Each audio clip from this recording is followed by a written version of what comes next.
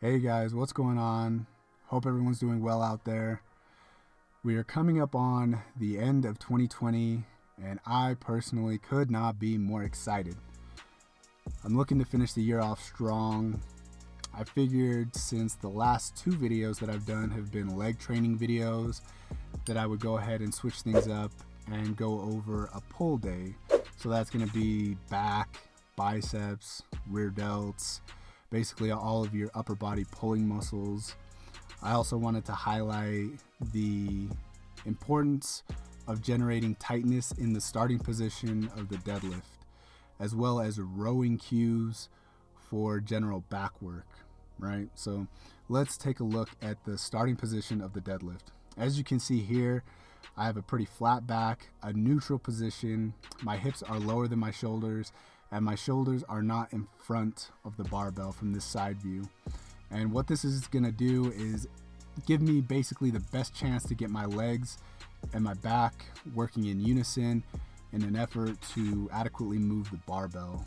So why is it important to have tightness? Well, if you don't have tightness, what a lot of people will ultimately do is yank themselves out of position, like I'm showing you here.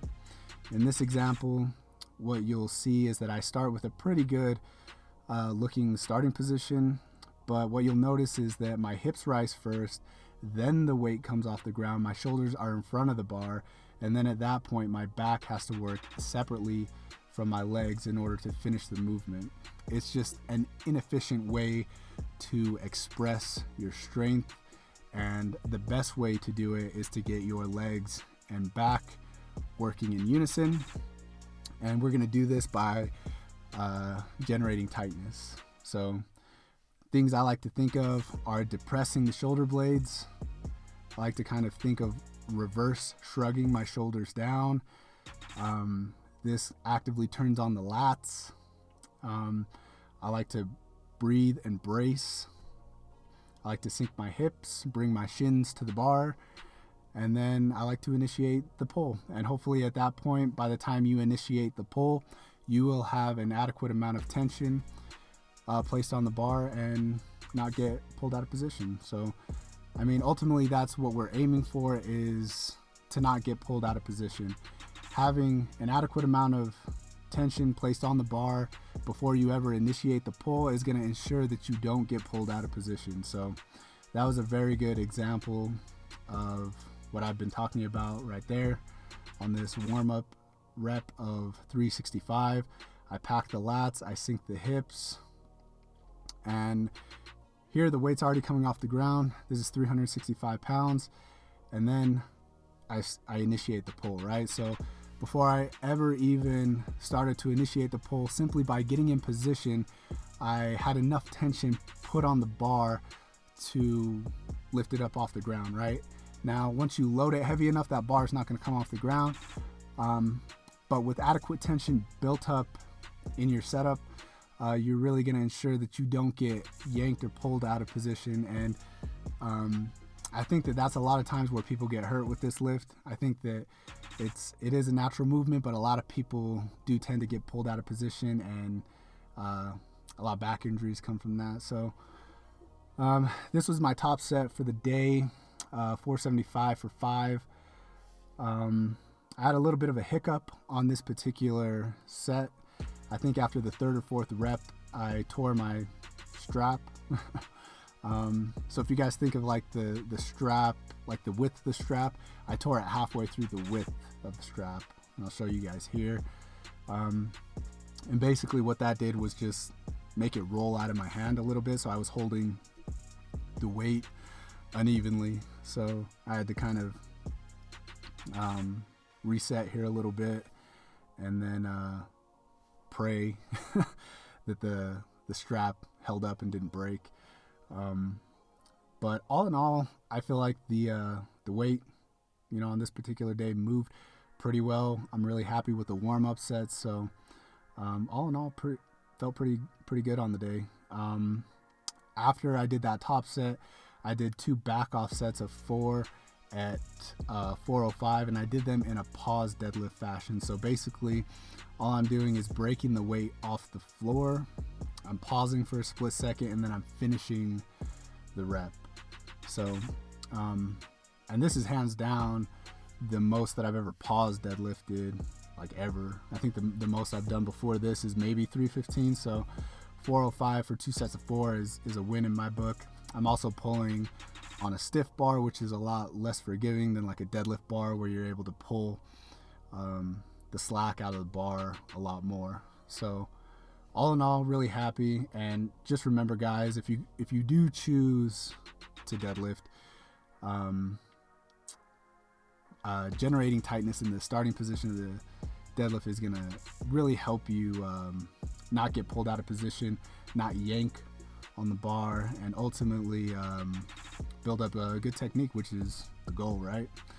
So after deadlifts, we moved on to some pull downs, and now I'm going to go into some rowing cues that I like to think of when it comes to just, general back training. So with that little arrow that I just showed you, I'm basically showing you the direction I'm trying to pull the elbow to, right? So if I'm working my lats, I'm really trying to pull my elbows into my hips, right? Like that's the aiming point. I'm trying to bring my elbows and my arms close to the side and down towards the hips. I like to think of trying to put my elbow in my pocket if I'm trying to row for my lats. Now, on a movement like this, that's chest supported, you can see that my elbows are a lot more flared out. And my thinking with this is scapular retraction. So I'm really just thinking of squeezing my shoulder blades. And this is gonna be more for the rhomboids, the traps, and like the upper back basically, right? So as you can see, my elbows are a lot more flared out. The elbow path, the path that my elbows take, is a lot wider. It's nowhere near my hips, and that's because I'm looking to work the upper back.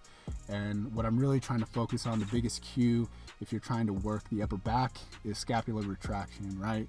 So we're looking to actively squeeze the shoulder blades together, and I even sometimes shrug a little bit upwards when I'm doing it. So next we moved on to this hammer strength pull down, which is honestly one of the best movements that you can do. It takes you through a full range of motion for the lat. And again, whether you're doing a vertical pull down or a horizontal row, if you're looking to hit the lats, your aiming point should still be to bring your elbow and your hip together, or put your elbow in your pocket. So that's how I like to think of lat training when I'm looking to do anything that has to do with the lats. That's the kind of cue that I'm looking to reinforce in my head, right? So whether it's a vertical pull down, a horizontal row, or even something like a pullover, right, that you do on like a cable machine, with your arms straight out, you're still bringing your elbow pretty much down into your side and towards the hip, right? And that's really the way that I find I'm able to turn on the lats, most effective, right? So as you can see on this machine, took a freeze frame here, and what I'm trying to do is actively pull down and back, down and towards the hip is really what I'm aiming for. And I actually even get a little bit of torso rotation to the side that I'm rowing or pulling down on this particular machine, which I think can help with turning on the lats as well. So that's kind of how I like to break up back training. I like to have a heavy hip hinge to tax the spinal erectors. So that would be, kind of like the deadlift that we did. I like to have a couple different rowing movements or pull downs that focus on the lats. And as you can see here, whether you're doing a pull down or a row, if you're trying to hit the lats, that elbow position should still be, pretty much the same. It should be the same aiming point. And whether I'm trying to hit the lats or whatever, if I'm trying to hit the lats, I'm trying to bring the elbows into the hips. If I'm trying to work the upper back and other muscles of the back, I'm going to be looking to squeeze the shoulder blades together. yeah, something like this I would do for like rear delts on this reverse pec deck. I think is a really good way to hit the rear delts. And with this one, it's actually going to be the opposite. It's actually going to be scapula protraction. So think of doing the opposite. But yeah, hope you guys enjoyed, and I will see you guys in the next one.